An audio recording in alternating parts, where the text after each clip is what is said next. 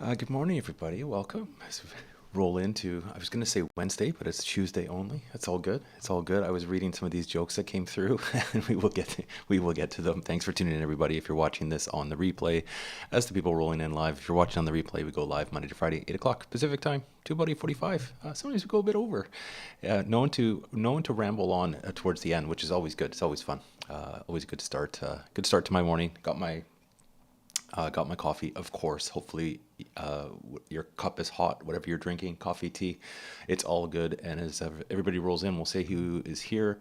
As always, tough to beat, Candace, tough to beat. I was up in front of my computer early, Candace, checking my email, doing the normal thing, and you had already jumped on the stream. So welcome, appreciate it. Always good to tune in early. I know you're up early with the market, so easy for you. And you're back east. You have a bit of an advantage, that's for sure. And Stan, good morning. Good to have you here. Hopefully everybody is well. Hopefully you're well, Stan. All good. All good. MC, good to have you here. Missed you yesterday, MC, but welcome. Hopefully, maybe caught the replay. It was a good stream as always yesterday. You can always catch the replay if you are not catching it live. And Chad, good morning. Good morning, investors. Yeah, good. It is a good morning out there. Looking decent out there, which is good. Kind of nice to wake up and have some green in the portfolio as opposed to a lot of red, which is nice. Let's hope it can carry on, or at least for the next little bit. I think we'll be in for a bumpy little while. And yes, I saw your joke. Okay, let's get to the joke. And if anybody's rolling in and watching for the first time, we do the Candace always shares us the Chat GPT joke of the day. They're always terrible, but this one's I actually laughed at this one. This is good. So why did the dog walker stop outside the bank? One of his dogs wanted to make a deposit. That is just terrible, terribly bad. But they are getting and they are getting worse. But they're good. They're terrible. They are terrible, in a good way. I love these. I love these pun jokes, and yeah, bard jokes too. Good play on words there, Candace. It's all good. And there is actually Google Bard. I read this morning, Candace. I don't know if you saw the news. They've started to release it, I think, to some of the users. From my understanding, it's to people that have Google. Is it the phone, the Google Pixel, if I'm not mistaken, can have kind of early access to it. So they're starting to roll that out. We'll have to have the Bard versus ChatGPT joke off at some point. And Chad, that's a good one too. How do you yeah. All good. Matthew, good to have you here. Good to have you here. Hopefully your morning's going well. Always a good. And Chad's driving to Manitoba. And working. That's always good. Looks like you're working. Some paper pulp mill. Finally some work. Awesome. There we go. Hit the like button. Yeah, I didn't mention that at the very beginning. Always helps. Hit the like button on the channel. Helps it get out to people as I'm dropping everything here. But helps it get out to the stream. And if you know anybody that might have some fun in the morning, we talk about TFSAs. We talk about investing. See what's happening in the news. It's always kind of a good way to start the day, and always appreciated. Let's go here. So bit of news. We knew Canada CPI, inflation, all that good stuff. So I have pulled up a couple articles on that. We can definitely chat about. Spoiler alert! It came in less than expected, which I think is good. We're seeing a bit of lowering. Let me pull up the tab. Okay. There we go. Prices. So up in February, 5.2%. The largest deceleration since April of 2020. So I guess that's some kind of good news. January was 5.9%, and continuing its decline from the peak of 8.1% back. This is back in June, and on a monthly basis, inflation did though. Increased 0.4% last month, or seasonally adjusted 0.1%, but predicted. So there we are. I think we're starting to see. Obviously, it's mostly the year over years, because last year was so high. So it kind of rolls over. So we're kind of like it's almost like it gets essentially reset. But it has slowed. I think that's good. Although it's mentioning grocery costs are remaining high, but it's interesting. Recently, I think I've seen some groceries. I'm seeing more. It seems like it's seeing more sales, and especially in produce. That's what I have noticed. Although this was mentioning, I did have. Let me pull up this other articles on groceries, because I've kind of noticed. This is groceries in February. Hopefully you can see this. You can, yes. So inflation easing. Food from stores increased 10.6%, seventh consecutive month. But it's interesting. So year-over-year price increases on food, meat six. I won't read through all these, but some of the big ones: meat 6.2, cheese 7.5, bakery 13.9, fruit 10.5. They break up apples in that 16.5%. Vegetables 13.4%. So lettuce as well. Like it seems like fruits, vegetables. Obviously, that's seems to be eggs as well, 13%. Mostly, basically, supply constraints. They're saying unfavorable weather in the growing regions, and then input costs, animal feed, energy, and packaging materials. But we're seeing those costs come down. Like the price of oil is down quite substantially from its peak. So I think we'll start to hopefully see this carry on into the future. I think, which is a good thing. So I think we won't. We kind of mentioned, well, the big day tomorrow is rates down in the States. We talked a little bit about that yesterday with predictions. It's hard to really predict. I think we kind of said, I think the consensus of the crew, let me know in the comments, is that rates are going to go up a little bit down in the States, 25 basis points. But we'll have to see. This is definitely, it's like I read a comment of someone saying this is like the Super Bowl of Fed meetings tomorrow. Everybody, I think, will be tuning in for that one. So that'll be always good to talk about tomorrow. But we can talk about that. We can definitely talk about that more once we have that release tomorrow. We'll know that definitely I think it's is it the morning or mid afternoon, if I'm not mistaken.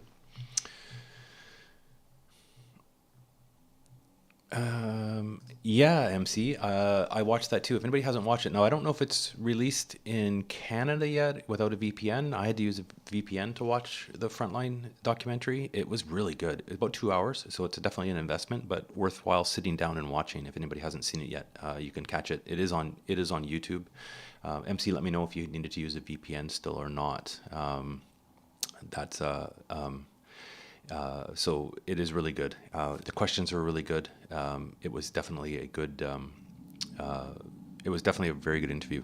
Kind of what's happening, and they did a really good job, I think, of adding what happened really recently as well into the documentary as well, which was great. We could look. Yeah, you could look at the odds over under. What are the odds on the rate hike? We'll see. I think, Candace, you had mentioned. I think you think 25 basis points as well. I wouldn't be surprised either way. Like that's the kind of thing. It's such a kind of toss. But any kind of numbers and charts that I've seen is basically saying yes, increase, but then towards the summer coming down. But then you read other people's, not necessarily predictions, but in what they're thinking. And I was reading, because Canada's inflation CPI came out, and kind of talking Canada might pause for such a long period of time. I don't know. Things are definitely moving quickly, and can move quickly as we see with everything that's what's happening. We'll have to wait for hopefully this weekend is more calm. Usually weekend should be calm, not banks getting bought out and bailed out on that. Yeah, that is true.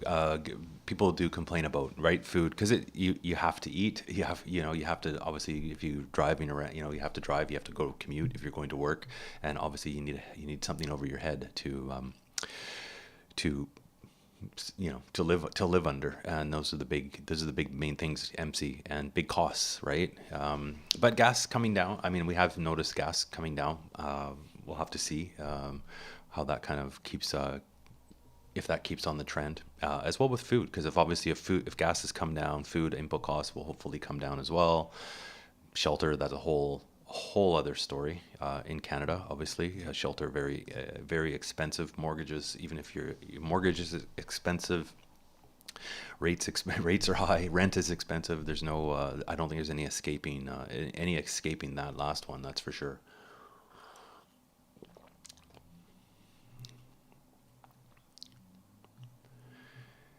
But we'll have to see. Yeah. Oh, and that's another thing. There's so much happening. Trump's that potential arrest, and what happens with the market. I I followed it a little bit, Candace. I haven't. I don't know what's up. I don't know what time it's supposed to kind of happen. I don't know. I haven't looked into if there's any kind of protests or anything like that going on there. Yeah, it will be interesting. The market. I mean, it's really hard. It's really hard to know. I'll have to pull up the bit of American news afterwards, after the stream. See what's actually happening right now. Nothing popped up on my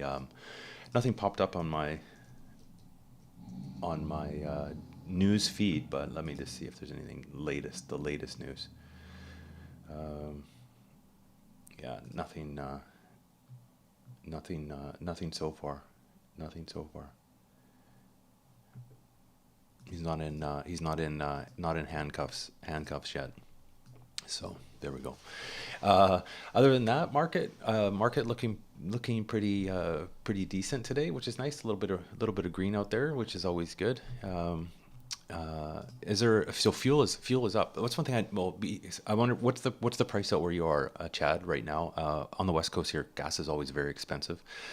Uh, Taxes, and it's always pricey in British Columbia. But I have noticed when I went and filled up the other day, it's down here.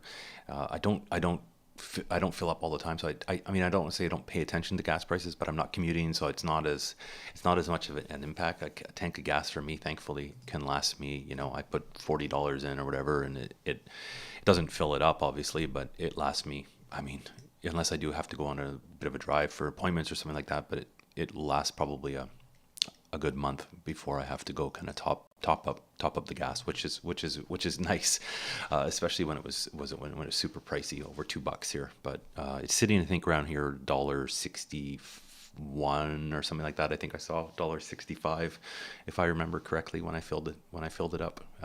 So not I mean, it's not cheap, but wasn't not terrible from what it was. So dollar. So yeah, it always seems to be cheaper other provinces. I remember when I moved to $1.56 in Saskatchewan, and Matthew $20.9. Where are you located, Matthew? What province? That's always interesting. I remember when I first moved out to first moved out to Calgary, in Alberta, and I had driving in.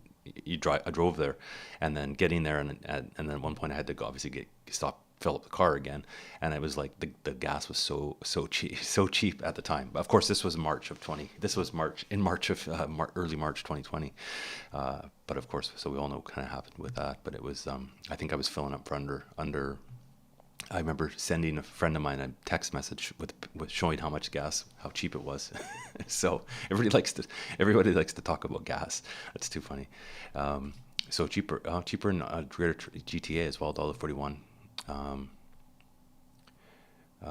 So Alberta's cheaper. Yeah, always it's the taxes, right? We have in BC, we have like that's the transit taxes, and I don't know. It seems crazy. It keeps getting tax added, and then aren't we gonna have the carbon tax coming up in April as a April Fool's for us? So gas more expensive, everything more expensive. A budget comes out though soon, I guess, in Canada, right? I think is it next week? The rumors of the taxes for higher tax brackets, possibly going. There's the rumor of that, but we'll have to see what all pans out with that. The government needs their money back from all the COVID checks. Made in Saskatchewan, you pay the most. Well, it's still cheaper than out here, Chad. but that's okay. I drive a nice little fuel efficient little car, so it's all good. I had to go get. I finally got around and got the oil changed. I was way overdue for getting the oil changed. Got that done over the weekend, and it's running good. It's running good. So, I was one of the comments I read yesterday. I follow all these finance and different people on Twitter, and one of the keep mentioning it, but I keep thinking about it every time I think about used to get in my car and thinking, it's paid for. And one of the comments on one of the kind of Twitter threads I read was talking about, because we talked about car payments a lot, but it was good. It was funny. It was mentioning the best car payment to have is no car payment.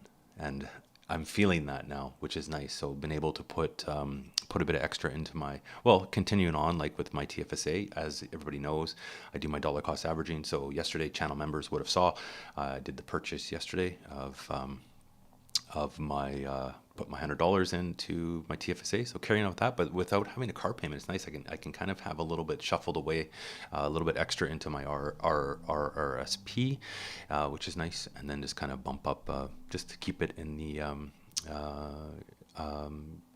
keep it in the bank, which is nice. It's nice to have one less bill coming through every month. That is for sure. Getting oil changed. There you go. Yeah. It's like I just went to the drive-through, whatever it's called, Canadian oil change or whatever it was. It seemed to work. It seemed to be all right. They did a quick job. Yeah, that would be nice, MC, to not actually own a car. When I lived down in the city when I was younger, in my 20s, and I worked close by, I'd walk to work, and I lived downtown and could walk. Take me 5-10 minutes to walk to work. I didn't own a car for years. Probably a good 10 years. I basically had to get one kind of when I moved out of the city. I picked up an old beater when I was down at one point because I was kind of getting ready to move and stuff. But I didn't have it for a long time because insurance is expensive. My insurance isn't actually too bad because I don't drive for work. And my car is now getting older, and I'm, knock on wood, I have never had an accident. Sorry, not in a long. Did I have No, I haven't had an accident. And I didn't. It wasn't me that was driving. It was my insurance is it's under $600, about $600 a year. So it's actually not too bad where I am. It depends, I guess, where you are too. The thing with BC is it's all done pretty much through the ICBC government. So you kind of don't really have much of a choice for a lot of for getting your car insurance here. But I have my little car insured, so it's not too bad. If you drive a more expensive car, you're going to pay more. So it's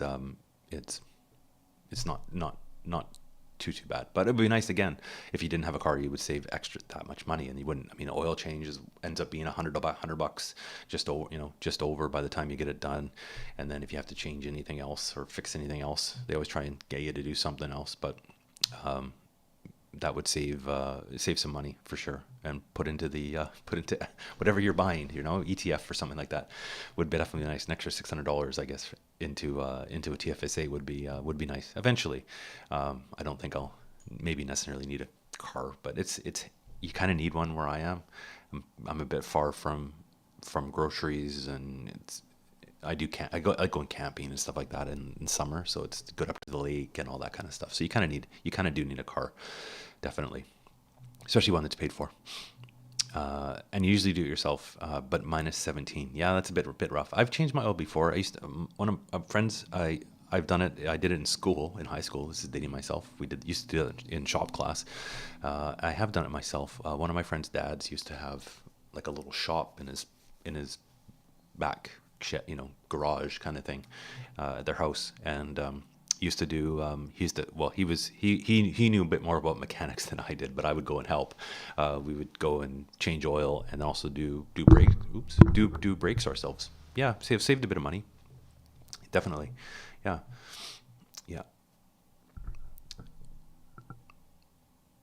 Oh, and Saskatchewan is Crown Corp insurance too. I didn't know that. Yeah, it's like that. I mean, it's like that here. It is, what it is. It is what it is. One thing I found about when I was in Alberta, I had to get my car insurance and everything changed, I found it like super confusing because I had to get the registration. Like it was just super weird. I had to go like one counter in the same like the same place, but you had to go register your car. Then you had to like take it to go to the insurance person. Then you had to go back to like it was just like this random.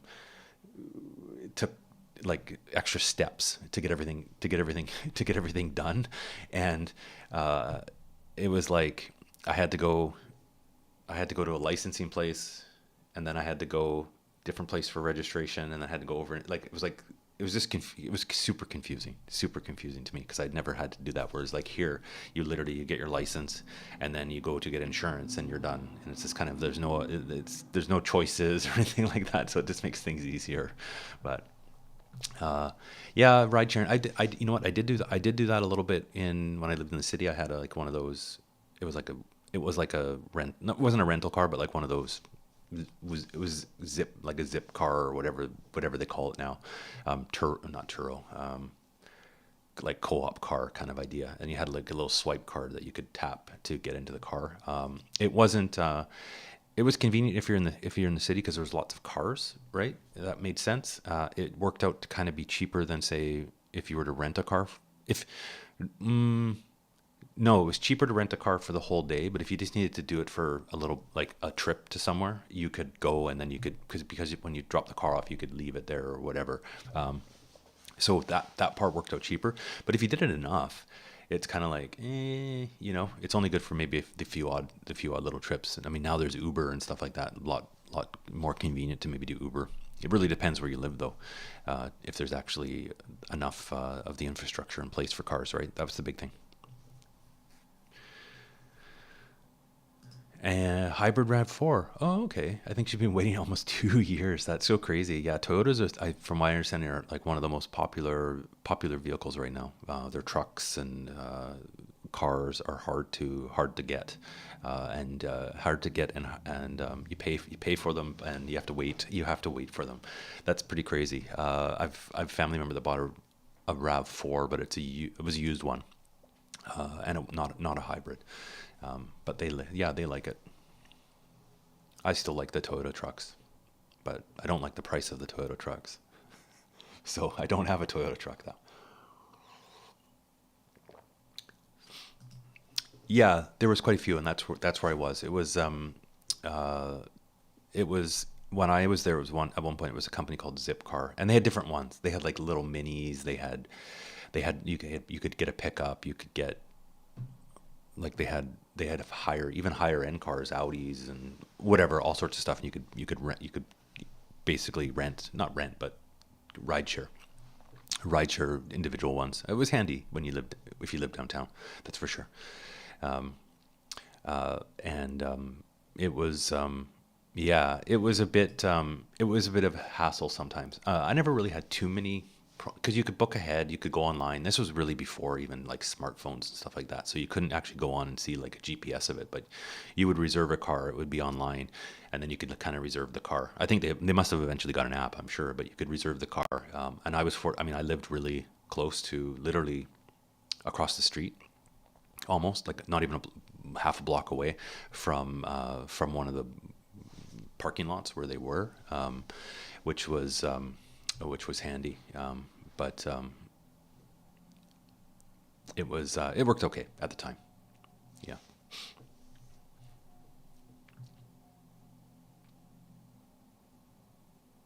But it is definitely handier just to have your own because you it's yeah, it is kind of less hassle. It's always kind of there, and um, it's you can kind of go whenever you want, and if you have a last minute thing and you don't have to worry about kind of getting a car, or if it's like sometimes I found like if it's maybe like on weekends and stuff like that, like cars would be booked and couldn't necessarily find them. I never had any issues with not booking it and the car not being there. The cars were always kind of there, were kind of always there, but it was yeah, never as easy as having your own, that's for sure. Oh, okay, hybrids. So all the manufacturers, yeah, they're trying to get lithium. What was the lithium, MC? What was the lithium stock that I think you mentioned was was it lithium ionic? I think that was the one. LTH or LAC, or I think maybe both. I've got the chart open. SGML was one. I do add that to the. I think we added that one to the list too.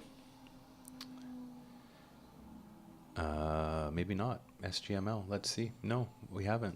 Let me add SGML to it. Oh yeah, we did. Sigma Lithium Corp. We have them all on there. So, yeah, interesting times. I think I'm pretty much guaranteed. I think probably the next car I would get would be a hybrid, if not fully electric. I think the one problem with electric is, I mean, where I am now, there's no. I park outside and there's no plug in any of the spots.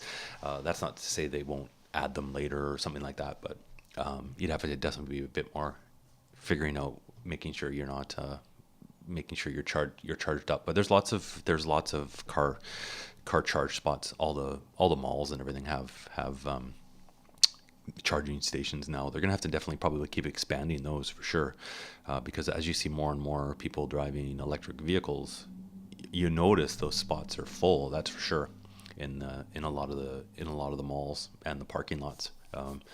I could see even gas stations maybe eventually maybe repurposing portions of their area to do plug-in stuff. They should definitely do that. I think even like places like Star, open a cafe or something like that. Like Starbucks, have a Starbucks with a bunch of charging ports in front. You make the money from selling coffee, and make the money from charging cars as too, because you can hang out, grab a coffee, and charge your car. Most of the obviously parking lots, I think new ones, that think they're legislated to probably have them, but we'll have to see. Definitely more and more of them. So GM is partnered with LAC. LTH is near SGML. SGML is almost in production, almost next month or so. Okay. Yeah, I think you bought, I think, some of those lithium ones, if I'm not mistaken.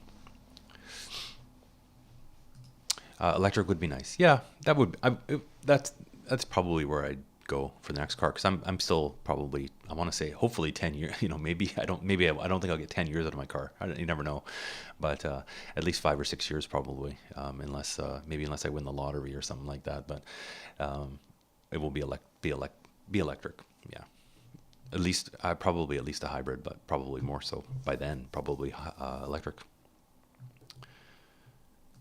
So they have EVs in your condo garage. They walk past this, so they have a tap. You can tap it. Yeah, a lot of the new condos that they're building will have an upgrade that you can actually pay an upgrade, and they'll put a charging port right in your stall. A lot of the places will have those now, and they're out there. So and even in like townhouses and stuff like that, the builders are starting to build them. Yeah. And listen, yeah, they are pretty ugly looking for miners. That's for sure. Yeah. Yeah, I don't know if I don't know. EV is not, I don't know, necessarily a scam, but it seems to be the way the world is looking to go. So for better or worse, it's hard to know.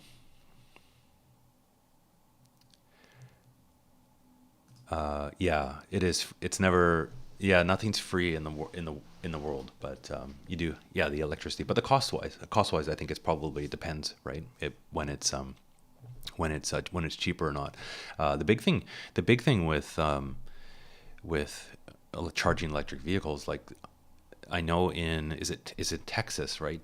Tesla is going to be offering like a flat unlimited charging for their vehicles, I think at nighttime, because obviously the grid at night isn't used enough, and they have a lot of renewable energy there. Wind is the big one. The winds apparently in Texas pick up at night, so to have the turbines going, normally if there's no demand for power at nighttime, they will shut them down.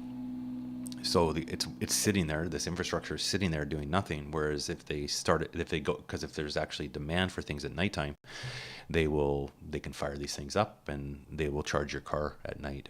So you can have it plugged in and charging, and very inexpensively. That's where that's where actually a lot of Bitcoin miners are in Texas. In Texas, there's obviously some incentives for them to build, but also for renewable companies to build different renewables there, because obviously what they can do they have the windmills going at nighttime when there's less demand from consumers for power to turn on their air conditionings and lights and whatever else. But at nighttime they can have the Bitcoin miners can pull and draw that energy when normally it would be not needed. So kind of interesting. And so if you're there, I think you're regulated to have a big a big gas truck.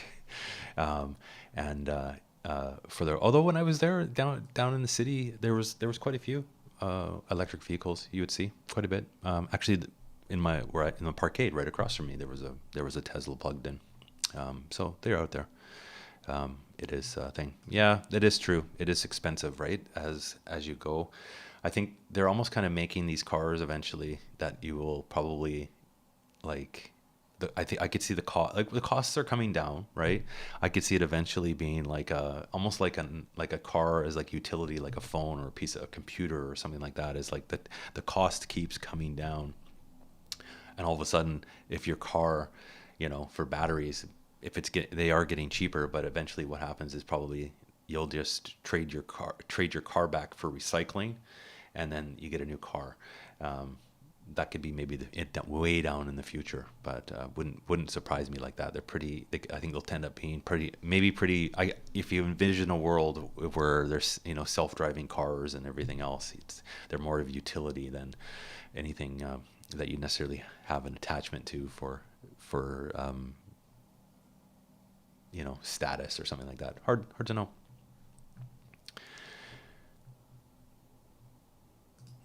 And wind and solar probably is. Wind and solar, interesting. Yeah, it's actually neat to see those. Saskatchewan has, or sorry, not Saskatchewan, Alberta. There's some wind, lots of wind as well. I saw when I was there driving by. Kind of neat to see. BC's mostly like hydroelectric, so lots of water here, lots of dams, and too cold. Yeah, I don't really know how it. I don't think they perform. I think maybe they're getting better at that. Maybe I guess the range for batteries are getting better, but it's not the perfect solution maybe right now for cold weather. But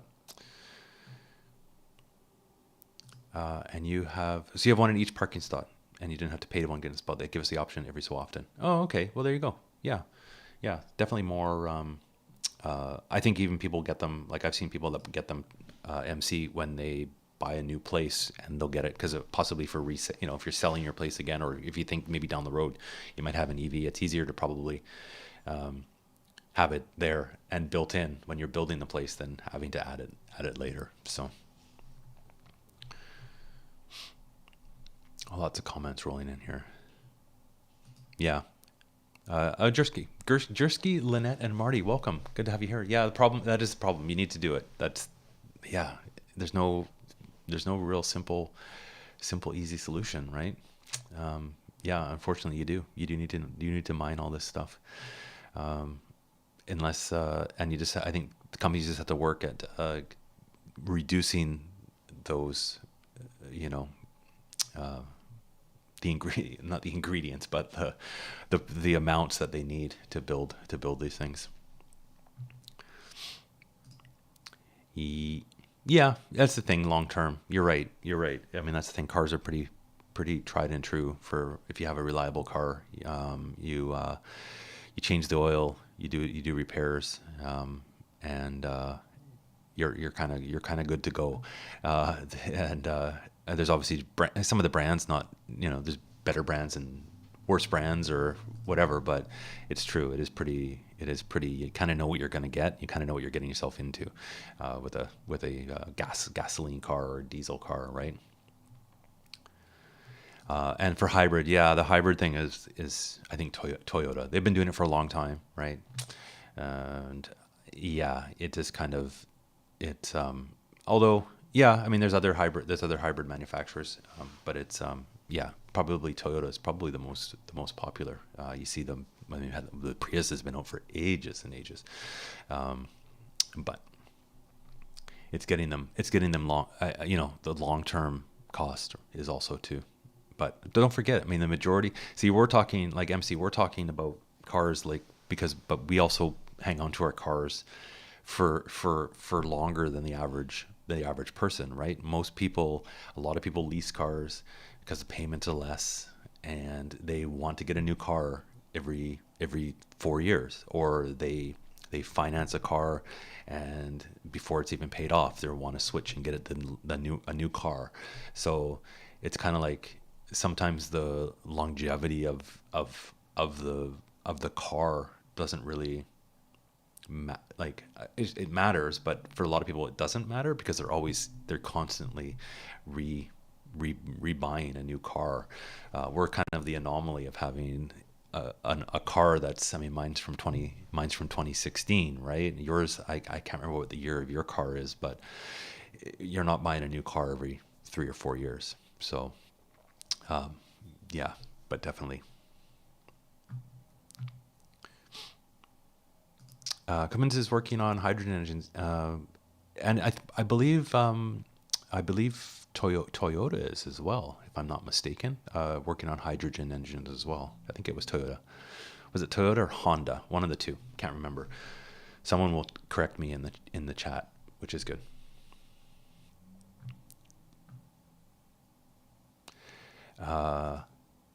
That's a yeah, doom and gloom. It's true. Actually, it is probably true. It's definitely not getting any easier for people. Doom and gloom though. Yeah, yeah, it's true. That is true. If you're stuck on the side of the road, you don't want to run out of. You don't want to run out of. Definitely don't want to run out of battery power, let alone. I mean, at least the thing with gas. I mean, knock on wood, I haven't run out of gas at a for a long, long time. I have like once before. Uh, I was going to the gas station, and then I had to go down a hill, and the gas, with obviously going down the hill, the gas ran out. So it didn't. I was about 4 blocks from the gas station, but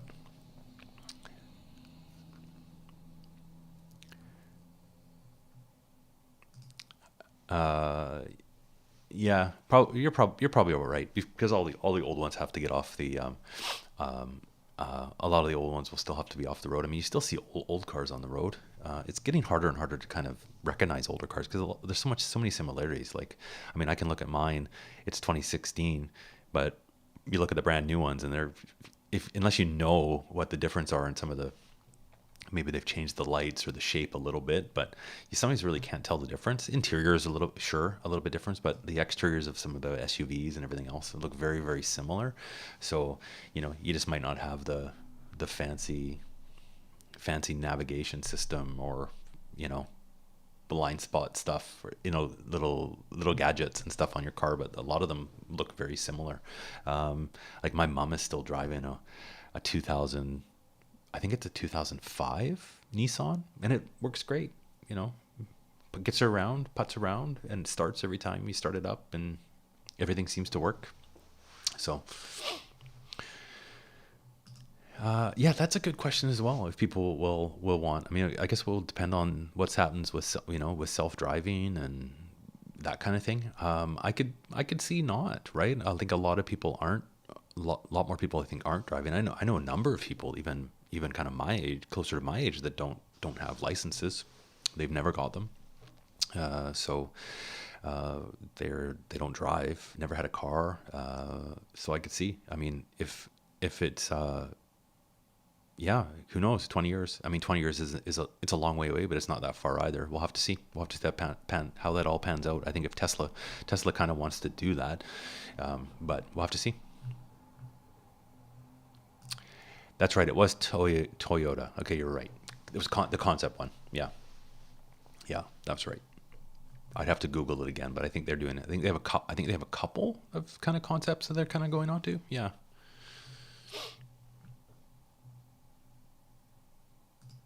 Yeah, we'll have to know, right? The thing with it's the thing is power and chargers, and that, with power. If we see the price of, and we also have to make sure we keep seeing the price of energy come down, right? I think we have to build more. Well, we need to build more infrastructure. That's the whole thing. It's years and years and years away. We need more. We need more renewables, I think, and we need more nuclear power for sure, to make the cost of this energy affordable for mass adoption. Yeah, for sure.